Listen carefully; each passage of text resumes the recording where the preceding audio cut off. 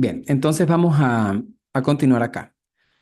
Para este cierre, vamos a para otra parte de contenido, muchachos, que ya tiene que ver más con la creación de algunos tipos de variables. Recuerden silenciar sus micrófonos. Entonces vamos a ver diseño de algoritmos, objetos de un programa y tipos de datos. Ya de los objetos de un programa hemos visto, ya vimos el cout, vimos el cin, incluso vimos algunas palabras reservadas. Todas esas palabras que nuestros entornos de desarrollo ponen en negrita, eso son palabras que usa el compilador para poder gestionar su semántica. Entonces no las podemos utilizar en otros aspectos, no podemos crear cosas con esos nombres. Entonces vamos a empezar con esta parte. El diseño de programas, entonces, se divide en dos partes importantes. La primera parte es el diseño del algoritmo. ¿Cómo son esos pasos? ¿En qué orden? ¿De qué forma se disponen para resolver el problema? Y la escritura del algoritmo en un lenguaje de alto nivel. Observen que son dos cosas diferentes. Este es el que nosotros producimos como humanos y este es el que vamos a codificar en C++. El diseño del algoritmo, ahora nos enfocamos en la primera parte, el que nosotros vamos a hacer. El diseño del algoritmo tiene tres características importantes. La primera es que trata con tipos de datos que son requeridos para la solución del problema. Todo lo que existe lo podemos modelar con tipos de datos. Estos tipos de datos son básicamente los numéricos, los de caracteres y los lógicos. Ahorita vamos a profundizar un poco más de eso, pero trata de eso, gestionar bases de datos. Si usted quiere estudiar el número de hijos que tienen las mujeres de una determinada población, tiene que estudiar un número, que es un entero.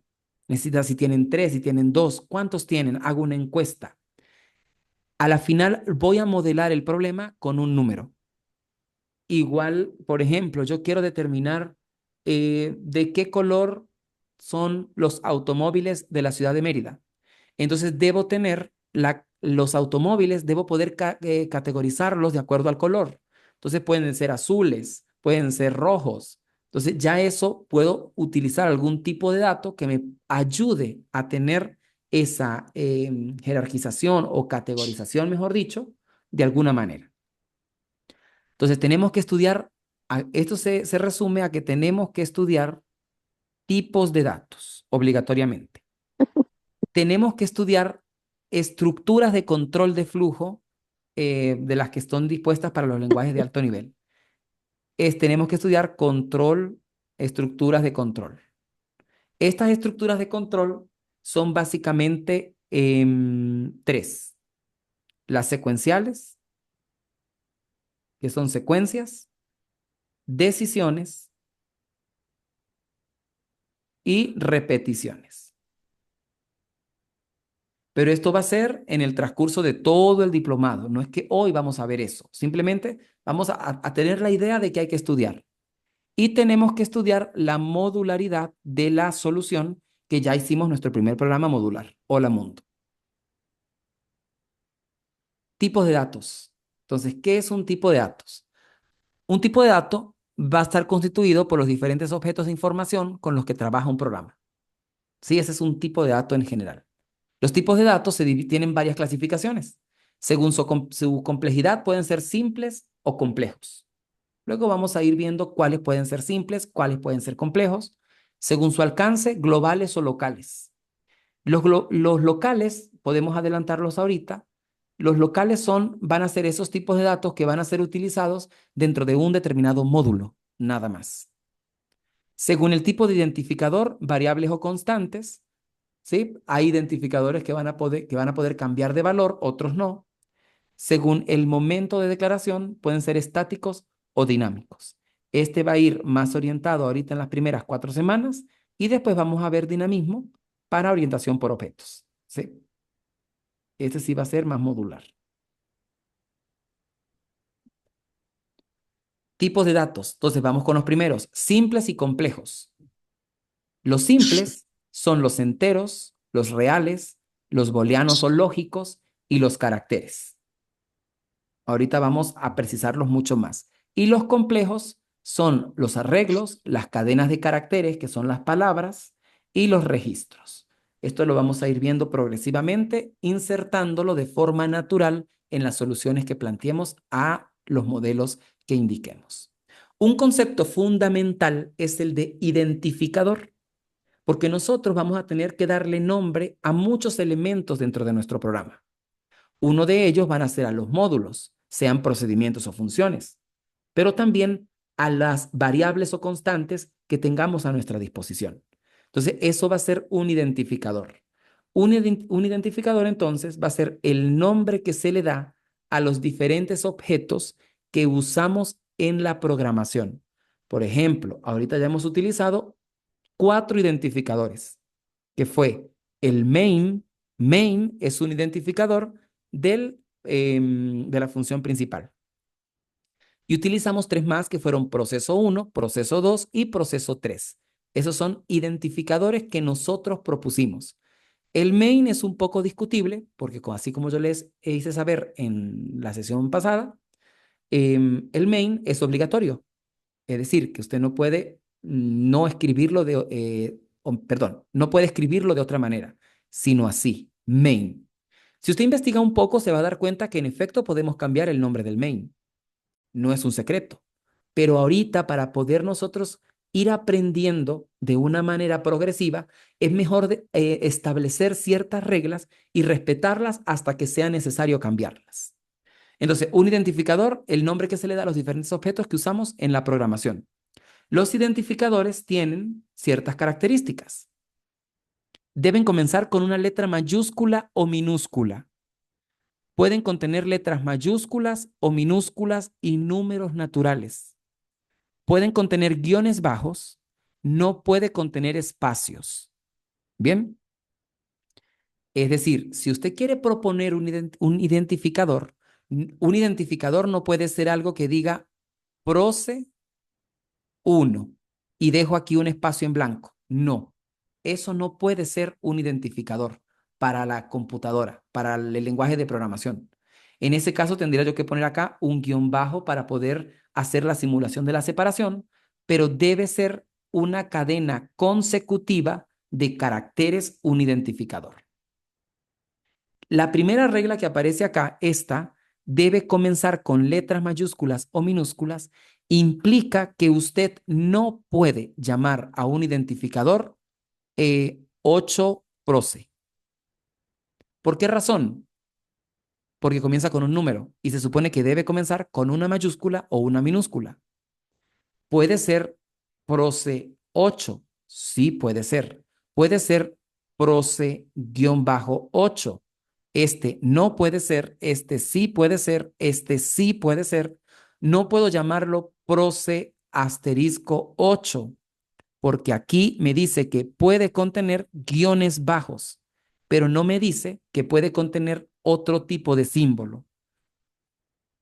Conclusión, para los identificadores, usted solo puede utilizar letras mayúsculas o minúsculas, números, guiones bajos, y la regla de oro es que no puede utilizar ningún otro símbolo, ni puede comenzar con números, ¿vale? De todas maneras, si usted se equivoca, el compilador le va a arrojar un error.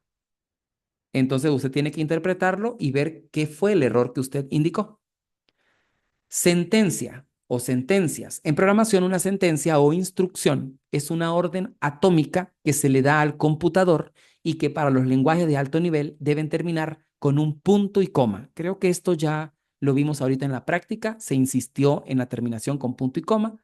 Es una instrucción simple, no le vamos a indicar como instrucción algo muy complejo, sino son instrucciones básicas. Estas son las primeras que vamos a ir viendo a lo largo del curso. Y ahora, ¿me escuchan? Hubo una interrupción del servicio de internet y quedé hablando solo. Quedamos acá, ¿verdad? Ok, ok. Quedamos acá. Implementación de variables. Eso es lo que vamos a hacer ahorita. Las variables van a ser un punto coyuntural en la programación porque van a ser el punto de partida para la solución de todos los problemas que vamos a hacer, porque allí nos van a permitir caracterizar lo que queramos modelar, las variables en general. Voy a poder decirle yo al computador en una forma de declaración qué variables voy a utilizar. Por ejemplo, para esto vamos a necesitar hacernos la idea de una RAM, ¿sí? Una memoria RAM va a ser una disposición de casillas consecutivas, donde cada casilla tiene una dirección en RAM, eso es en la parte física, y bueno, en estas casillas son donde yo puedo hacer reservas, ¿bien? Para que el computador pueda procesar. Recuerden que la RAM es como el cerebro del computador. Entonces, por ejemplo, cuando usted conoce a una persona y le dicen, mucho gusto, mi nombre es Carlos, por ejemplo. Entonces, yo internamente en mi cerebro creo una variable que se llama Carlos, donde yo voy a empezar a almacenar información de Carlos. Bien, lo que él me diga, estudio ingeniería de sistemas, entonces yo en mi variable del cerebro digo, ok, en mi reserva de Carlos, él estudia ingeniería de sistemas, o lo que sea que me haya dicho, ¿verdad? Entonces, así funciona más o menos el computador. La RAM es el cerebro. Si usted quiere utilizar una variable, tiene que decirle al computador que se la aprenda, que cree esa variable para poder que sepa que existe. Porque si a usted llegan y le preguntan por María Albornoz Guillén, supongo yo que nadie conoce, me estoy inventando un nombre, entonces, y le dicen, mira, llama a María Albornoz Guillén. Y entonces yo respondería, pero es que no sé quién es, no sé qué me está pidiendo. No existe la variable en mi cerebro. Entonces, si no existe la variable, no la puedo utilizar. Yo no puedo llamar a María Albornoz Villegas o Guillén, creo que fue que le dije, porque no tengo registro de ella en mi cerebro. Lo mismo sucede con la RAM. Recuerden que la RAM, vuelvo a repetir, es la memoria del cerebro. En la parte de declaración, para yo indicarle al computador que una variable va a existir, se hace de la siguiente manera. Indico el tipo de dato. Recuerden que hay tipos de datos simples y complejos. Vamos a utilizar ahorita solo tipos de datos simples. Para crear una variable, entonces voy a poner el tipo, el identificador, punto y coma. Por ejemplo, yo puedo indicar un entero n1 punto y coma. Y se supone que se van a reservar la cantidad de casillas que sean necesarias en RAM para poder albergar ese entero. Esto pasa porque cuando nosotros vamos a hacer reservas en RAM, un tipo de dato puede necesitar 4 casillas para poder representarse porque es muy grande, o puede utilizar solo una casilla. Esto va a ser indiferente en la siguiente sesión, pero ahorita es importante que tenga conciencia de ello. ¿Cómo puedo crear? Si yo necesito otra variable, pues tengo que hacer otra creación diferente. Entonces, en este caso estoy creando un entero n1 y un entero n2. Los identificadores son n1 y n2. Bien, observen que termina en punto y coma. Se supone que estas n1 y n2 viven en RAM. Por lo tanto, sus casillas, donde quiera que se reservan, acá voy a echar un poquito atrás para motivar esto más contundentemente. RAM, ¿alguien sabe qué significa RAM?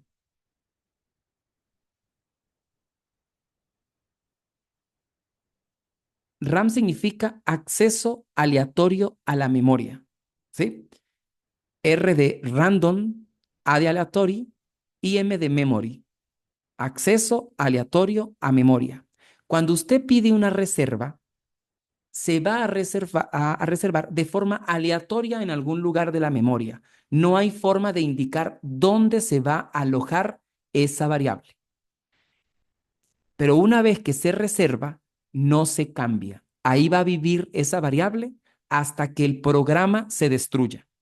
Bien, entonces, cuando se reserva una variable, la primera casilla de la reserva va a tener asociada una dirección de memoria de dónde vive. Y la variable es capaz de saber dónde vive ella. Así como nosotros sabemos dónde vivimos, igual las variables saben dónde viven. Y esto lo usamos con un operador de dirección ampersand. Si yo le antecedo el ampersand a la variable, ella va a decirme dónde vive. Esto va a ser importante más adelante para algo que se llama pase de parámetros por referencia. Entonces recuerden, una variable se reserva en algún lugar de la memoria RAM. Por ejemplo, aquí N1 utilizó todo este espacio para reservarse. Con ese espacio va a representar el número que le indiquemos y además ahorita teóricamente sabemos que si utilizamos el ampersand antecedido a la variable, me bota la dirección de memoria. En este punto usted se puede preguntar, ajá, ¿y para qué necesito la dirección de memoria? Recuerden, estamos en parte teórica. Cuando les presente el ampersand en algún problema, entonces usted debe a por lo menos decir, ya vimos el ampersand. No recuerdo bien para qué era, pero ya lo vimos que lo utilizamos para algo. Entonces va a ser más fácil que yo en ese momento le diga, claro, porque el ampersand antecedido a la variable me bota la dirección de memoria de donde vive la variable. Esto lo voy a repetir tantas veces que en algún momento usted va a ir entendiendo de qué se trata porque es parte teórica. Recuerden, es lo mismo. Una ciudad tiene casas, ¿cierto? Y su casa es una variable que tiene una dirección. Calle 8 con Avenida 1. No sé, calle 8 con Avenida 1. Esa es la dirección de la casa. Lo que estamos diciendo es que si yo le antecedo el ampersand a la casa, pues me va a rebotar la dirección calle 8, Avenida 1, en este caso particular. Esto es para afianzar con cosas que nosotros conocemos. Tiene que imaginarse que si usted llegase al banco, en vez de preguntarle, usted, por ejemplo, llego yo al banco, buenos días Isaac, buenos días. Y en vez de preguntarme, Isaac, por favor, ¿me puede dar su dirección? Lo que me van a decir es ampersand Isaac. Al darme ampersand Isaac, yo de una vez les digo, bueno, yo vivo en Mérida, avenida tal, calle tal, casa tal, piso tal, puerta tal. Ahí digo toda mi dirección, dónde vivo. Eso es lo que tienen que imaginarse con el ampersand. Ok, continuamos acá. La inicialización consiste en el proceso en el que voy a agarrar el identificador y le voy a asignar con el operador igual un valor. El valor es el número, es lo que él va a guardar y termina en punto y coma. Por ejemplo, en este caso, nosotros podemos a N1 asignarle un 5 y en la memoria RAM, entonces en las casillas que se reservaron, se va a determinar un 5. Si yo a N2 le asigno un 2, entonces a N2 en las casillas se le va a asignar un 2. Asignación destructiva. La asignación destructiva es cuando usted asigna un nuevo valor al identificador que ya tenía. Por ejemplo, si usted viene y aquí a N1 le asigna un 7, se destruye el 5 que antes había en memoria RAM y se le sustituye por el 7. Y no hay forma ni manera de recuperar el 5 que antes existía. Se pierde absolutamente. Por eso se llama asignación destructiva. Aquí no vale control Z, aquí no vale nada de eso. Una vez que usted cambió el valor de una variable, no lo puede recuperar nunca más. ¿Sí se entiende eso? Eso que estoy diciendo así con todo el drama del mundo es precisamente porque es dramático. Ok, vamos acá, continuamos. Si yo a N2 le asigno N1, entonces se pierde el valor que tenía, que era un 2, y se le asigna el 7, porque N1 lo que contiene es un 7. Si yo a N2 le asigno N1, le estoy asignando realmente es un 7. Bien, esto lo vamos a ir probando en general. Estas son para las variables. Las constantes, entonces tienen otra forma de declaración. Va a ser lo mismo, pero la declaración y la inicialización se hacen al mismo tiempo y por una única vez. Las constantes no tienen asignación destructiva. Para declararla utilizamos una etiqueta principal que se va a llamar constante o que es una constante para indicarle al compilador que eso que yo voy a crear es una constante. Se pone el tipo, el identificador igual y el valor punto y coma. Por ejemplo, constante entero C1 igual a 8. Entonces, se crea en la RAM una C1, que sabe su dirección, por supuesto, y dentro va a tener un 8. Pero esta C1, como se le indicó esta constante anteriormente, tiene la particularidad que ella no va a cambiar el valor 8 así lo intentemos. ¿Bien? De ninguna manera. Por ejemplo, si yo intentara hacer un C1 igual a 9, es con punto y coma, esto va a arrojar un error. ¿Por qué? Porque C1 es una constante y las constantes no cambian de valor. En cambio, si yo a N1 llego y le asigno un 10, pues esto sí está bien. Esto está correcto. Es una asignación destructiva. ¿Qué va a ocurrir? Que se destruye el 7 y ahora va a quedar un 10 en la memoria RAM. Y no hay forma de recuperar el 7. Eso es lo que quiero que visualicen. Bien, vamos a hablar un poquito de los tipos de datos. Por ejemplo, los enteros. Ahora sí, observen que acá los que ya hayan estudiado un poquito más van a preguntarse, pero ¿por qué escribió entero en español? Porque es que no hemos hablado de los tipos de datos todavía. Entonces, así es como se hace. Tipo de dato, identificador, punto y coma. Ese va a ser todo el truco. Ahora, los tipos de datos no son entero en español, tienen su forma.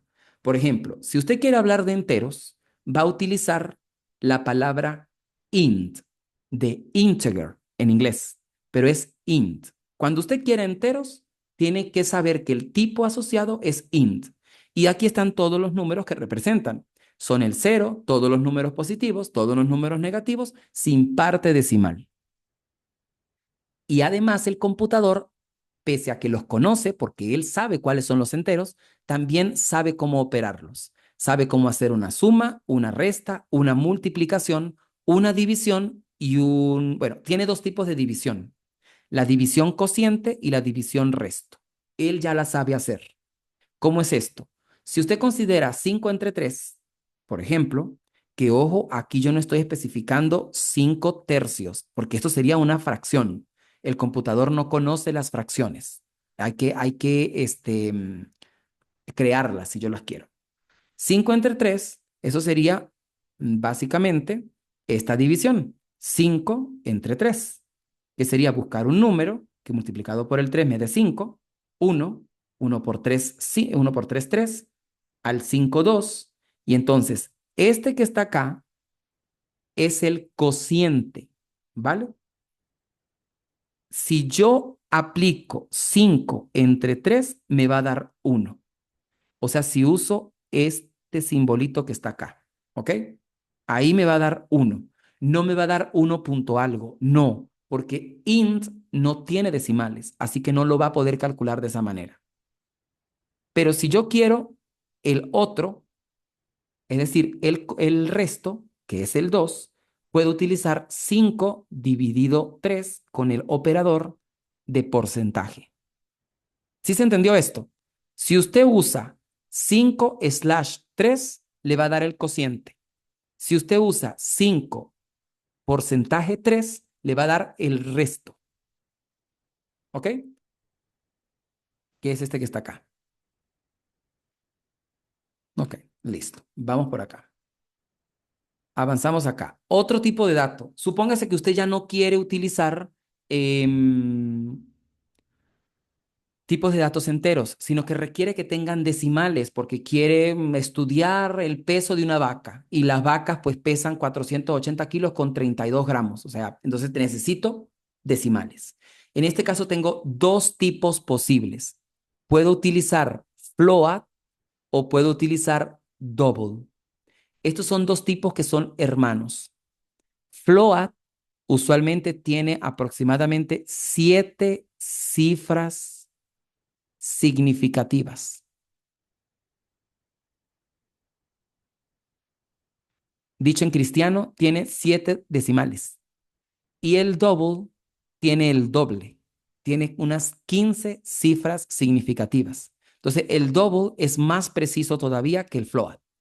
Pero nosotros con el float vamos a ser tremendamente felices y no necesitamos más precisión. Podemos utilizar el double para ver que sí compila, pero a menos que usted vaya a hacer algo que necesite mucha precisión, pues no usaría float, sino double. El computador los conoce, el computador sabe de decimales y tiene unas operaciones. Sabe cómo sumarlos, sabe cómo restarlos, sabe cómo multiplicarlos y sabe cómo dividirlos. Es importante acá tener en cuenta lo siguiente. Es diferente, por ejemplo, si usted le dice al computador 7 entre 3, ¿cuánto le va a dar? ¿Alguien me puede decir cuánto da 7 entre 3?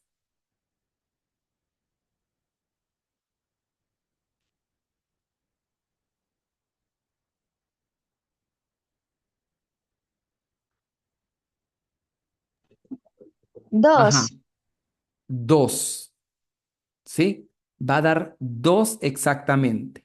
Porque observen, esto es un entero, ¿cierto? Y esto es un entero. Son dos enteros. Y si son enteros, la división es entera. Para poder que quede 2.2, ¿es que da? 2.3 periódico. Entonces usted tendría que poner 7.0 entre 3 por lo menos. Eso daría 2.3. Bueno, por allí dijeron 2.3 periódico. Eh, Habría que hacer la división, obviamente, para poder verificar que 7 entre 2, no, 7 entre Sí, claro, 3, entre perdón. 7 2.3. entre 3 te daría 2.3 periódico. Si uno de los dos números es float, uno, con que uno sea float, la división es real y da con decimales, ¿ok? Pero si los dos son enteros, da entera. Esto es un punto muy importante porque puede generar problemas grandes en el programa si usted no está atento a qué está dividiendo, a qué está mandando a dividir. Ok, continuamos acá. Está el tipo booleano o lógicos, que se conocen con el nombre bol. ¿Ok? Ok, un momento acá. Con bol. Y estos tienen solo dos valores. O pueden ser verdaderos o pueden ser falsos. Nada más tiene dos valores. Y el computador sabe cómo gestionarlos. A este vamos a dedicar algunos ejercicios a medida que avancemos para irlos precisando mejor. Y hay operaciones básicas con ellos. Están las operaciones relacionales y está la conjunción, disyunción y negación. Bien, en general. Esto quiere decir que podemos emplearlos de diferentes formas. Ahorita no voy a precisar en ejemplos de booleanos porque vamos a hacer una práctica en la siguiente sesión donde los empecemos a utilizar. Por ahora, con que usted sepa que existe un tipo de dato denominado bool, que solamente contiene verdaderos y falsos, es más que suficiente para poder arrancar el proceso. ¿Ok? Por ejemplo, acá hay algunos ejemplos. ¿Cómo voy a crear yo un entero n1 y n2? Si yo quiero crear un entero n1, n2, entonces pues tendría que indicar literalmente in, porque es el entero se transformaría en in, pongo n1, pongo n2, punto y coma. Si quiero crear un booleano, sería bol, pongo b1 y b1 va a ser una variable del tipo booleano. Y observen que a N1 le asigno un 1 porque él es un entero, recibe enteros. A N2 le asigno un 9 porque él es, N2 es un entero. Pero yo no, sería incorrecto que yo diga que a N1 le voy a asignar 7.5, ¿sí? Porque es que 7.5 es un float y N1 es entero, no es del mismo tipo. Si usted hace esto, el compilador lo que va a hacer es quitar la parte decimal y asignarle solo el 7 para intentar convertirlo en entero, porque N1 solo recibe enteros, no recibe flotantes, los float. B1, por su parte, es un booleano. El B1 solo recibe cosas que sean verdaderas o falsas. Entonces, observemos lo siguiente acá. Si N1 vale 1 y N2 vale 9, N1 es menor o igual que N2. ¿Quién me responde eso? Si N1 vale 1, aquí aparece que N1 vale 1 y N2 vale 9, N1 es menor o igual que N2. Sí, Sí. Ajá, la respuesta fue sí, ¿verdad? Porque uno es menor o igual. Por allí me dicen, pero es menor, pero no igual. Vale, pero es menor. Con que cumpla una, ya fue. Estamos en la parte. Si observen que su respuesta no es un número. Si decimos uno es menor o igual que 9, usted no responde a eso con un 10, ¿cierto? Usted dice sí o no. Y eso es lo natural, porque B1 es un booleano. Él recibe un verdadero o un falso, un sí o un no. Como esto es verdadero, el verdadero es lo que se le asigna a B1. Y B1 contiene es la respuesta, el verdadero o el falso. ¿Se entiende eso un poco? Ok, ya por acá van más adelantados. Dicen ya que el true es un uno y el false, pues entonces le toca hacer un cero. Eso más adelante. Por ahora, con que sepamos que esto es un verdadero, que esto va a tener sentido porque yo estoy haciendo primero una comparación que genera una respuesta, verdadera o falsa, y la asigno a B1. ¿Ok? Por ejemplo, acá creo otro booleano. Bol, B1 y B2. Recuerden que la creación entonces sería bol, B1, B2, punto y coma. Y entonces observen que a B1 le asigno verdadero. B1 tiene verdadero y B2 tiene falso. B2 tiene falso. Y luego a B1 le voy a asignar B1 o B2. Estoy preguntando, ¿B1 o B2? B1 tiene verdadero o B2 tiene falso. Si ustedes preguntan, dan una proposición que sea verdadera o falsa, ¿qué valor tiene eso? Por ejemplo, vamos a darnos un ejemplo. Algo que sea verdadero. Estamos en clase de programación. Algo que sea falso. Algo que sea falso en este momento, ¿qué podría ser? Em, Algo que sea falso. Está lloviendo. Bueno, donde estoy yo no está lloviendo, ¿vale? Entonces vamos a suponer eso. Está lloviendo. Si yo digo, estamos en clase de programación, estamos en clase de diplomado o está lloviendo, eso sería una cosa verdadera, porque al menos una de ellas se cumple, ¿vale? Esto lo vamos a ir procesando un poco más. Esto que está acá es una disyunción. Para que una disyunción sea verdadera, una de las dos variables tiene que ser verdadera, mientras que con la i es una, perdón, la o es una disyunción, creo que lo dije bien, ¿verdad? Mientras que con la i es una conjunción. Cuando una conjunción sea verdadera es porque las dos variables fueron verdaderas. Es obligatorio que las dos cosas sean verdaderas. A ver, por acá, Kerwin. profe, creo que esto se puede explicar mejor con una condición. O sea, por ejemplo, yo voy a salir si me pagan o si tengo dinero en el banco, por ejemplo. Si alguna de las dos Claro, pasa, exacto. Enderezándolo sería algo así digo, como que si tengo dinero en el banco o me pagan, entonces salgo. ajá. En cambio, si fuera una condición como y, ya sería diferente porque sería, por ejemplo, si me pagan y no está lloviendo, yo salgo. Tienen que cumplirse, juro, las dos Ajá, perfecto. para que pase. Entonces me parece que es más fácil explicarlo con una condición, pues, este tipo de cosas. Ajá, sí, pero está bien, tu ejemplo está perfecto, pero es que acá no hay condiciones todavía. Esa es la cuestión. Tenemos que ser capaces de poder utilizar los booleanos como variables y no como la solución de un condicional. Para los condicionales vamos pronto, pero la variable como tal tiene que ser vista de esa forma. Si usted tiene una variable B1 y le va a asignar una disyunción, es decir, un verdadero o verdadero, esta da verdadera, porque las dos son verdaderas. Si fuese verdadera o falsa, da verdadera, porque una de ellas es verdadera. Si fuese falsa o falsa, ahí sí da falsa. ¿Cómo lo podemos hacer? Vamos a plantear el mismo ejemplo que siempre doy de toda la vida.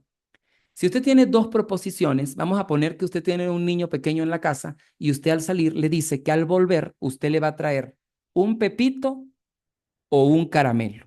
Le dice, yo te traigo un pepito o un caramelo. Estoy utilizando la O de disyunción.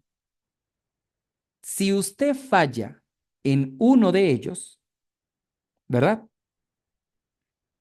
El niño no tiene derecho a llorar y a sentirse mal porque usted le dijo que le traía un pepito o un caramelo. Si usted llega solo con el pepito, usted sigue estando en lo correcto, ¿verdad? Usted hizo que el valor de verdad de toda la proposición sea verdadero. Si usted lleva solo el pepito y no el caramelo, lo mismo. Si usted lleva los dos, va a seguir siendo verdadero porque cumplió con uno de ellos. Pero si usted falla y no lleva el pepito ni el caramelo, entonces lo que usted le dijo al niño es falso. ¿Se entiende eso? Ese ejemplo así. Ok, entonces, así es como funciona una O. Ahora, ¿cómo funciona una I? Es diferente. Si usted sale de su casa y le dice al niño, en la tarde cuando vuelva, le voy a traer un pepito y un caramelo. Si usted llega con uno solo de ellos, el niño está en todo su derecho de llorar y de armar un berrinche, porque es que usted le dijo que le iba a traer las dos cosas y le llegó con una. Entonces, la única forma para que una expresión con I sea verdadera es que todas sus partes sean verdaderas. ¿Se entiende eso?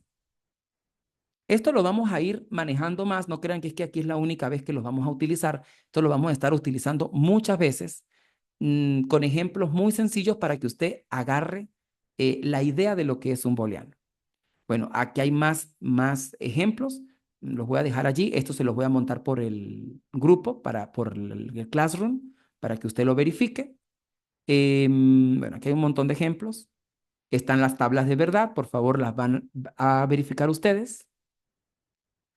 Eh, Tipo de dato carácter, que este me interesa mucho. El tipo de dato char contiene todos los símbolos, letras, números, símbolos especiales, todos los símbolos que usted pueda escribir, los contiene. Estos también se pueden verificar en la tabla ASCII, eh, en ASCII. Esta la vamos a trabajar más adelante, pero allí